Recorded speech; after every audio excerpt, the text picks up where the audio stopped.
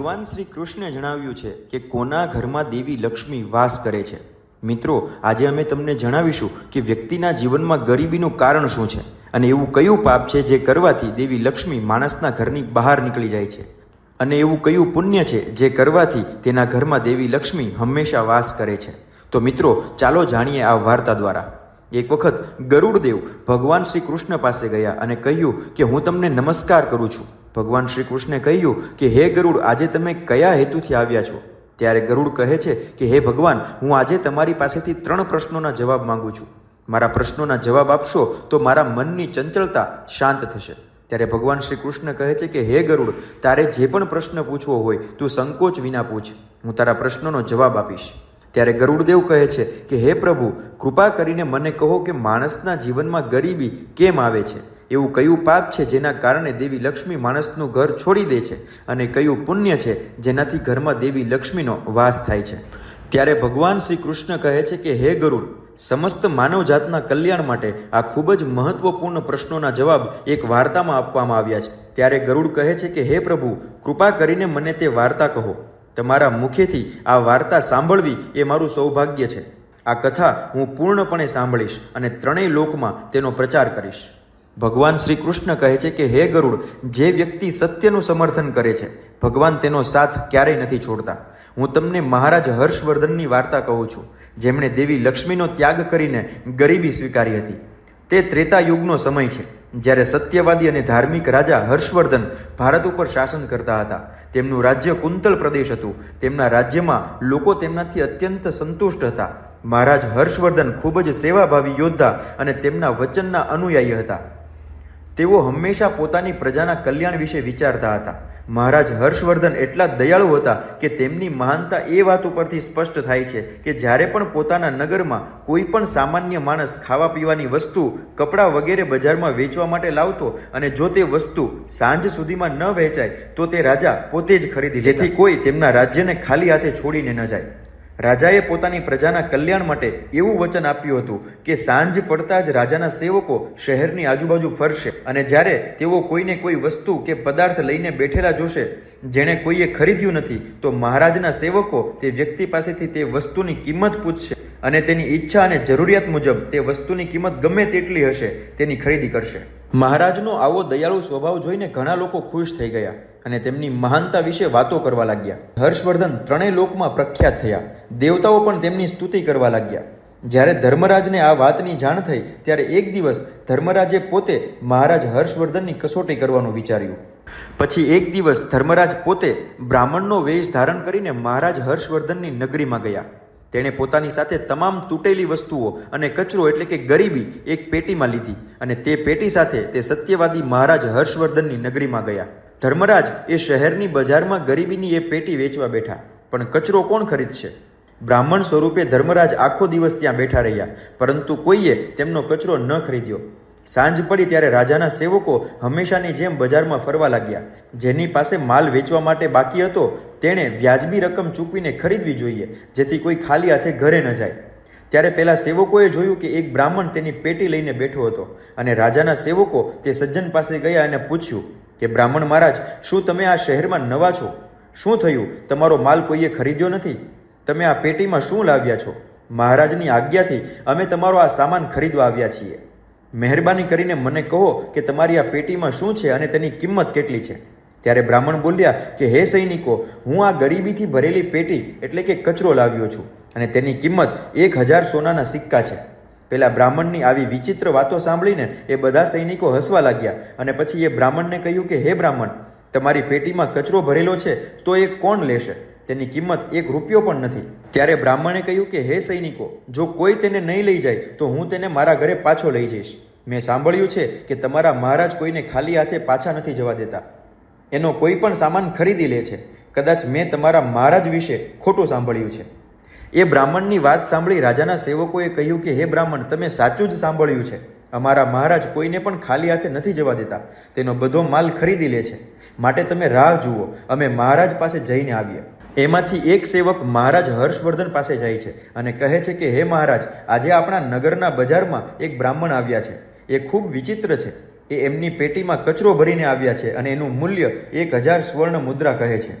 તો મહારાજે કહ્યું કે હે સૈનિક, તમે જાઓ અને એના સામાનનું ઓછામાં ઓછું મૂલ્ય આપીને એ સામાન ખરીદી લો. એમની વસ્તુ લઈને જવા ન દો, નહીં તો મારું વચન જૂઠું થશે. પછી રાજાના સેવક એ બ્રાહ્મણ પાસે જાય છે અને કહે છે કે અમે તમારી આ પેટીનું મૂલ્ય 200 સુવર્ણ મુદ્રા આપીએ છીએ.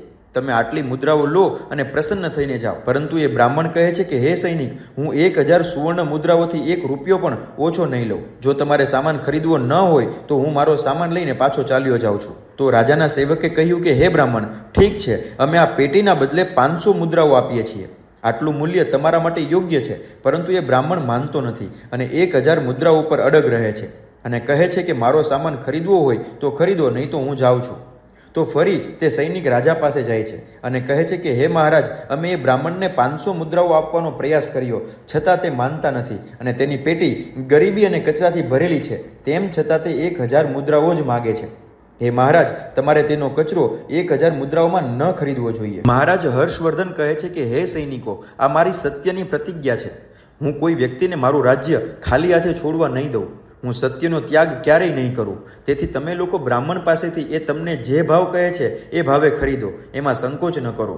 પછી સૈનિકો તે બ્રાહ્મણ પાસે ગયા અને 1000 મુદ્રા આપીને ગરીબીથી ભરેલી પેટી ખરીદી લીધી. પછી રાજાએ દરિદ્રતાથી ભરેલી પેટી રાજમહેલમાં મુકાવી દીધી. રાત્રે સૂવાનો સમય થયો ત્યારે રાજમહેલમાંથી એક સુંદર સ્ત્રી બહાર આવી. તેના 4 હાથ હતા, તેના હાથમાં કમળના ફૂલ હતા, તેણે સુંદર આભૂષણો પહેર્યા હતા. જ્યારે રાજાએ તે સુંદર સ્ત્રીને જોઈ ત્યારે રાજા આશ્ચર્યચકિત થઈ ગયો. તેણે સ્ત્રીને પૂછ્યું કે હે દેવી, તમે કોણ છો અને રાત્રે આ સમયે અહીં શું કરી રહ્યા છો? રાજાની વાત સાંભળીને દેવીએ કહ્યું કે હું તમારા રાજ્યની લક્ષ્મી છું. તમે સત્યવાદી અને ધાર્મિક વ્યક્તિ છો, તેથી જ હું તમારા મહેલમાં રહું છું. પરંતુ આજે તમારા મહેલમાં ગરીબી આવી ગઈ છે અને જ્યાં ગરીબી છે ત્યાં દેવી લક્ષ્મીનો વાસ નથી. આજે તારા મહેલમાં દરિદ્રતાથી ભરેલી પેટી છે, એટલે જ હવે હું અહીંથી જાઉં છું. ત્યારે મહારાજા હર્ષવર્ધને હાથ જોડીને દેવી લક્ષ્મીને પ્રણામ કર્યા અને કહ્યું કે હે મહાલક્ષ્મી, જેવી તમારી ઈચ્છા. હું મારા વચન અને પ્રતિજ્ઞાથી બંધાયેલો છું. હું મારા વચનને તોડી નથી શકતો. તેથી જ હું ગરીબીથી ભરેલી પેટી લેવાની ના ન પાડી શક્યો. કૃપા કરીને મને માફ કરો. પછી દેવી લક્ષ્મી મહારાજના મહેલમાંથી નીકળી જાય છે. થોડીવાર પછી રાજાએ એક ખૂબ જ સુંદર યુવાન પુરુષને રાજમહેલના દરવાજામાંથી બહાર નીકળતા જોયો. તો મહારાજે પૂછ્યું કે હે દેવ, તમે કોણ છો? અહીંયા કઈ રીતે આવ્યા અને ક્યાં જાઓ છો? તો એ સુંદર પુરુષે કહ્યું કે હે મહારાજ, મારું નામ દાન છે. તમે સત્યવાદી અને ધાર્મિક વ્યક્તિ છો, હંમેશા ધર્મનું પાલન કરો છો, તેથી જ હું તમારા મહેલમાં રહેતો હતો. પરંતુ હવે દેવી લક્ષ્મી તમારો મહેલ છોડી ચૂક્યા છે. લક્ષ્મી વિના દાન ક્યાંથી કરશો? એટલે હું પણ હવે તમને છોડીને જાઉં છું. તો મહારાજ હર્ષવર્ધન કહે છે કે હે દેવ, ઠીક છે, જેવી તમારી ઈચ્છા. તમે પણ જઈ શકો છો, પરંતુ હું મારા વચનને તોડી નહીં શકું. પછી દાન પણ મહારાજને છોડીને જતો રહે છે. ત્યાર પછી ફરી મહેલમાંથી એક અન્ય સુંદર માણસ બહાર આવતો દેખાયો. ત્યારે રાજાએ તેને પૂછ્યું કે હે દેવ, તમે કોણ છો અને ક્યાં જઈ રહ્યા છો? તો તે માણસે કહ્યું કે હે રાજા, હું યજ્ઞ છું. તમે સત્યવાદી છો, તમે હંમેશા દાન પુણ્ય કરતા હતા, તેથી હું તમારા રાજ્યમાં રહેતો હતો. પણ હવે જ્યારે લક્ષ્મી અને દાન તમારું ઘર છોડી ગયા છે તો હું પણ જઈ રહ્યો છું. કારણ કે લક્ષ્મી વિના યજ્ઞ થઈ શકતો નથી અને દાન વિના યજ્ઞ પૂર્ણ થઈ શકતો નથી. તેથી હું પણ તમને છોડીને જાઉં છું. મહારાજ હર્ષવર્ધન બોલ્યા કે હે દેવ, ઠીક છે, તમારી ઈચ્છા પ્રમાણે તમે પણ જઈ શકો છો, પરંતુ હું મારા વચનને નહીં તોડી શકું. પછી તે યજ્ઞ પણ મહેલ છોડીને જાય છે. પછી થોડા સમય પછી બીજો એક ખૂબ જ સુંદર માણસ મહેલની બહાર નીકળતો દેખાય છે. તો રાજાએ તેને પણ પૂછ્યું કે હે દેવ, તમે કોણ છો અને તમે મહેલ કેમ છોડી રહ્યા છો? તો તે માણસે કહ્યું કે હે રાજા, હું યશ છું. તમારા પુણ્યને લીધે હું તમારા ઘરમાં રહું છું. પણ હવે લક્ષ્મી, દાન, યજ્ઞ વગેરે તમારા સ્થાનેથી ચાલ્યા ગયા છે, તેથી એના વિના તમને યશ પ્રાપ્ત નહીં થાય. તેથી જ હું પણ અહીંથી જાઉં છું. રાજાએ તેને પણ નમસ્કાર કર્યા અને સન્માનપૂર્વક જવા દીધા. ત્યાર પછી એક બીજી અતિ સુંદર સ્ત્રી સુંદર વસ્ત્રો પહેરીને મહેલમાંથી બહાર આવી. તેને જોઈને રાજાએ પૂછ્યું કે હે દેવી, તમે કોણ છો અને કયા કારણથી મારા મહેલનો ત્યાગ કરો છો? ત્યારે સ્ત્રીએ કહ્યું કે હે રાજા, હું કીર્તિ છું. જો લક્ષ્મી, દાન, યજ્ઞ અને યશ પણ તમારો સાથ છોડી ગયા છે, તેના વિના હું પણ તારા મહેલમાં રહી શકતી નથી. તેથી હું પણ જાઉં છું. પછી રાજાએ તેને પણ જવા દીધા. પછી છેવટે એક ખૂબ જ સુંદર માણસ મહેલમાંથી બહાર આવ્યો અને તેને જોઈને રાજાએ પૂછ્યું કે હે દેવ, તમે કોણ છો અને તમે પણ અમારો રાજમહેલ કેમ છોડી રહ્યા છો? ત્યારે તે માણસે કહ્યું કે હે રાજા, હું જ સત્ય છું. તમે સત્યવાદી અને ન્યાયી રાજા છો, તેથી જ હું તમારા સ્થાને રહેતો હતો, પણ હવે તમારી જગ્યાએથી લક્ષ્મી, દાન, યજ્ઞ, યશ, કીર્તિ વગેરે બધું જ જતું રહ્યું છે. તેથી હું પણ અહીંથી નીકળી રહ્યો છું. ત્યારે મહારાજ હર્ષવર્ધન બોલ્યા કે હે દેવ, તમે પણ મને છોડી રહ્યા છો, પણ મેં તમને ક્યારેય છોડ્યા નથી.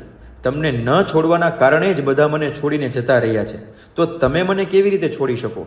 મેં મારા સત્ય વચનનું પાલન કરવા માટે જ મારા ઘરમાં ગરીબી રાખી છે. મેં આ જગતના કલ્યાણ માટે કર્યું છે કે કોઈ મારું રાજ્ય ખાલી હાથે નહીં છોડે. જે કોઈ પણ વસ્તુ વેચવા મારા રાજ્યમાં આવશે, જો કોઈ તેની વસ્તુ નહીં ખરીદે તો હું તેને ખરીદીશ. તેથી જ મેં મારા સત્ય વચનનું પાલન કરવાનું નક્કી કર્યું. પોતાના વચનની કિંમત રાખવા માટે બ્રાહ્મણને 1000 સોનાના સિક્કા આપીને તેની ગરીબીની પેટી ખરીદી. એ જ ગરીબીની પેટીના કારણે દેવી લક્ષ્મીએ આવીને મને કહ્યું કે જ્યાં ગરીબી હોય ત્યાં તે નથી રહેતા, અને લક્ષ્મી દેવી જતા રહ્યા. અને લક્ષ્મી દેવી જતાં જ યજ્ઞ, દાન, યશ, કીર્તિ બધું જ મને છોડીને જતું રહ્યું છે. મારા સત્યના વચનનું પાલન કરવા ખાતર જ મેં બધાને જવા દીધા, અને હવે તમે સહેજ પણ ખચકાટ વગર જતા રહો છો. મહારાજ હર્ષવર્ધનની વાત સાંભળીને સત્ય બોલ્યા કે હે રાજા, જો તમે મારા માટે આ બધાનું બલિદાન આપ્યું છે તો ઠીક છે, હું તમારો મહેલ છોડીશ નહીં. તમે ખરેખર ખૂબ જ સદાચારી અને સત્યવાદી વ્યક્તિ છો. તેથી હવેથી હું ફક્ત તમારા મહેલમાં રહીશ. અને તે સત્ય ફરીથી મહેલમાં પાછા આવ્યા. થોડી વાર પછી એક સુંદર સ્ત્રી પાછી આવી. તેને જોઈ રાજાએ પૂછ્યું કે હે દેવી, તમે કીર્તિ છો, તમે તો મને છોડીને જતા રહ્યા હતા, તો પછી કેમ પાછા આવ્યા? ત્યારે કીર્તિએ કહ્યું કે હે રાજા, મને ક્ષમા કરો. હું લક્ષ્મી, યજ્ઞ, દાન, યશ વિના જીવી શકું છું, પણ સત્ય વિના નહીં જીવી શકું. તેથી જ જ્યાં સત્ય રહે છે ત્યાં હું પણ રહીશ. પછી રાજાએ કીર્તિનું સ્વાગત કર્યું અને તે મહેલમાં ગયા. પછી યશ પાછા ફર્યા.